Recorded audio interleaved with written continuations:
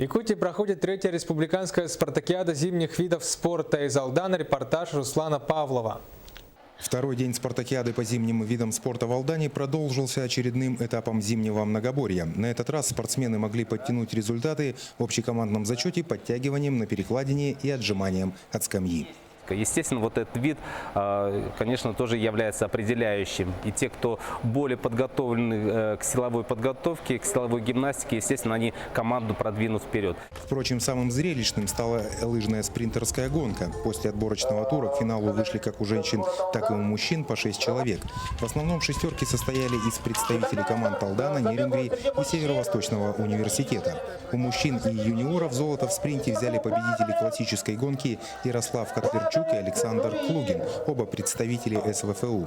Взять золото Котлярчуку помогло падение алданского спортсмена Сергея Кадилина. Обидно, конечно. Со старта сильно выложился, хотел сразу убежать, получилось. На финиш сильно ноги закисли, и на повороте координацию потерял уже и не удержал равновесие и свалился сам. Сам виноват, никто не мешал. Просто случайность. Сергей Кадилин ехал с большим отрывом, ему просто доехать до финиша и победить.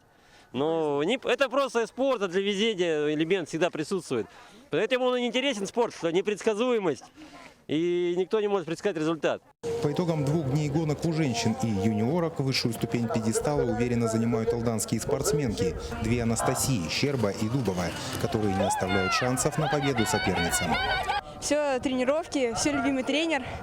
Тренирует, готовит, лыжи готовит, вот хорошо едут. Еще одна алданская спортсменка Анна Стуканева также вошла в число призеров. Серебро в классике и бронза в спринте. Кроме того, Аня выступит за команду и в биатлоне. Да, биатлон. Биатлон сделали в день отдыха для лыж. Но, бегут лыжники снова. И получается 4 дня без отдыха. Биатлон стартует завтра. Этому зрелищному виду будет посвящен весь 3-й день спартакиады. Также завтра последний этап зимнего многоборья – лыжные гонки. Руслан Павлов, Сергей Шипачев, Дмитрий Заливин, НВК «Саха», Алдан.